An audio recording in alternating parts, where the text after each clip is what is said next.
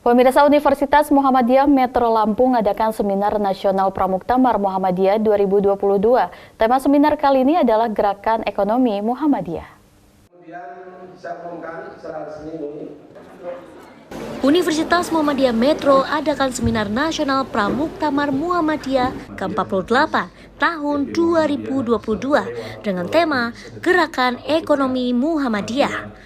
Kegiatan berlangsung di Gedung Aula Hubungan Internasional UM Metro, dihadiri oleh pimpinan daerah Muhammadiyah dan Aisyah Kota Metro, pimpinan Amma Usaha Muhammadiyah Sekota Metro, pimpinan wilayah Muhammadiyah Lampung, serta mahasiswa, dosen, dan karyawan UM Metro.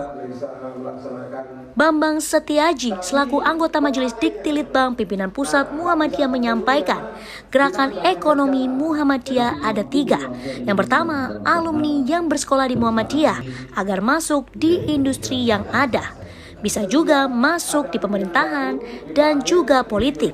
Yang kedua, alumni-alumni diarahkan supaya menjadi wirausahawan.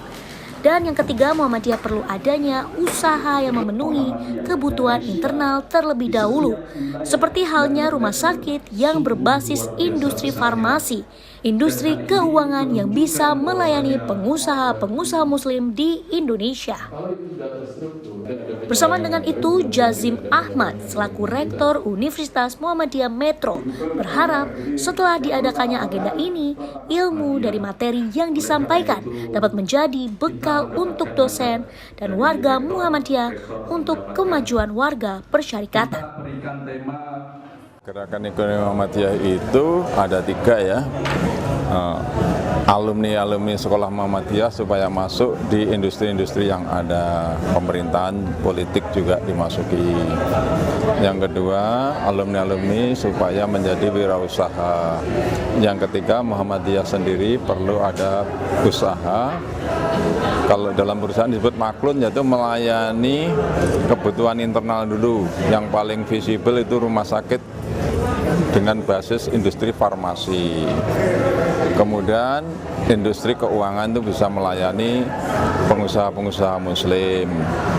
Ya, kalau tekstil jangan masuk di membuat fashionnya, tapi membuat tekstilnya.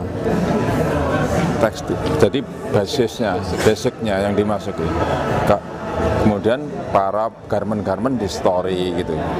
Tapi yang 2 itu yang memungkinkan, satu farmasi. Saya juga pengurus rumah sakit, itu belanja obat itu 100 miliar satu rumah sakit. Kalau ada 100 rumah sakit itu bisa 5-6 triliun ya. Itu pantas kalau didirikan industri farmasi, melayani kan, menjadi basisnya. Kalau bidang keuangan ya harus ada semacam lembaga perbankan yang kuat melayani itu. Bawahnya baru BMT, tapi harus connect secara internet, online, supaya kebijakannya supaya terkontrol, nggak bisa membuat kebijakan sendiri, harus ada pusatnya. Kemudian harapan Bapak untuk gerakan ekonomi Muhammadiyah di masa depan itu seperti apa?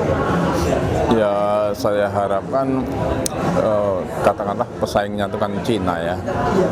Inilah yang harus supaya kaum santri ini bisa mengambil peran dalam bidang ekonomi ya, kaum santri ini.